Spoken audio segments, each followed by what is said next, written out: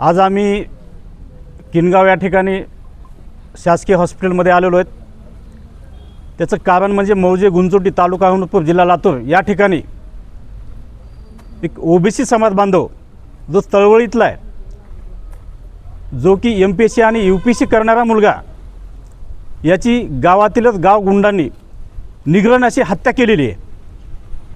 आणि याची हत्या जी झाली पूर्वनियोजित आणि राजकीय वैमनस्यातून आणि जमिनीच्या वादातून झालेली आहे। आणि हत्या करणारे गावातील गावगुंड आहेत, सराईत गावगुंड आहेत, त्यांची राजकीय वरदस्त आहे। आणि त्यांचा जो आका आहे तो मोठा राजकीय बडा नेता आहे आणि त्यांच्या आशीर्वादाने यांची गावामध्ये दहशत असते। अक्षरशः आज आम्ही पोलीस स्टेशनला गेलो होतो, त्या ठिकाणी भेटलो। तर जेव्हा रात्री पोलीस तेव्हा तो काल सकाळी शेतामध्ये गेला, आईला म्हणला किंवा मी जनावरं चारून येतो, आणि तो शेतामध्ये गेल्याच्यानंतर तो परत आलाच नाही। जेव्हा 4 वाजता आई शेतात गेली त्याचे भाकरी घेऊन, तेव्हा तिच्या लक्षात आलं की तो छन्न विच्छिन्न अवस्थेत त्या ठिकाणी मृत अवस्थेत पडलेला होता। या मुलाला बहीण नाही, भाऊ नाही, वडील नाही आहेत। यांच्या वडिलाला देखील याच लोकांनी कुठंतरी पळवून लावलेलं आहे। तर माझी या प्रशासनाला, पोलीस प्रशासनाला व शासनाला अशी विनंती की हे मृत्युमुखी पडलेले ह्यांच्यावरती काय अन्याय झाला आहे किंवा यांची जी निगृह हत्या झालेली आहे गोविंद मुंगे यांची, तर यांना ताबडतोब न्याय दिला पाहिजे। आणि या प्रकरणातला आरोपी कुठलाच शिल्लक नाही राहिला पाहिजे आणि त्याला ताबडतोब अटक केली पाहिजे। आणि यांच्या पाठीमागं कोण आहे आका देखील शोधून त्याच्यावर देखील कारवाई केली पाहिजे।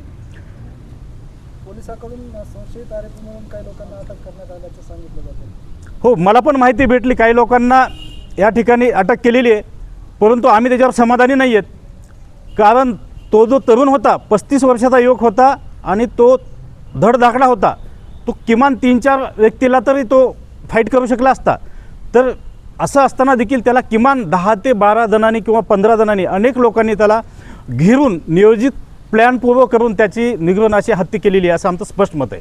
अजून संबंधित व्यक्तीचे शवविच्छेदन अजून झालेलं नाही, तुम्ही तर्क लावताय की त्याची हत्या झाली आहे, म्हणजे कशाच्या आधारे तुम्ही हे सांगू शकता की त्याची हत्या झाली? आम्ही त्यांची बॉडी पाहिलेली आहे, डेथ बॉडी पाहिलेली। त्या बॉडीवर अनेक ठिकाणी मोठे मोठे घाव आहेत, पायावर असं धारदार हत्यारानं, पायावर असं म्हणजे ते धारदार हत्यारानं असे सुराखे पाडलेत। ते आम्ही सर्वांनी आता डोळ्याने जाऊन पाहिले आणि जीभ बाहेर आलेली आहे। त्यामुळं असा आम्ही अंदाज लावू शकतो की 100% त्याची हत्या झालेली आहे। त्याच्या कुटुंबातील अजून काही नातेवाईक व्यक्ती वगैरे त्यांच्याशी तुम्ही संपर्क साधला का आणि त्यांचं काय म्हणणं आहे? हो, आत्ताच आम्ही त्यांच्या आईशी बोललो। आईने स्पष्ट सांगितलं की माझ्या मुलावर याच्यापूर्वी अनेक वेळेला हल्ले झालेले आहेत, संबंधित पोलीस स्टेशनला गुन्हे देखील त्या ठिकाणी नोंद झालेले आहेत। आणि त्या मुलाच्या शेताकडे शेतरस्ता गावातीलच प्रस्थापित गाव गुंडांनी अडवला होता।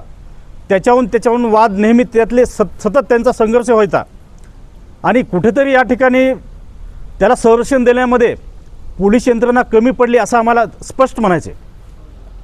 यापुढे या व्यक्तीला न्याय मिळवून देण्यासाठी आपली काय भूमिका असणार आहे? आम्ही संघटनेच्या माध्यमातून, संबंध OBC समाजाच्या माध्यमातून आम्ही या प्रकरणामध्ये लक्ष ठेवून आहात। आत्ताच माझं DYSP साहेबांशी बोलणं झालं, येथील API साहेबांशी बोलणं झालं। त्यांनी आतापर्यंत 3-4-5 लोकांना अटक केलेला आहे, त्यांचा तपास चालू आहे।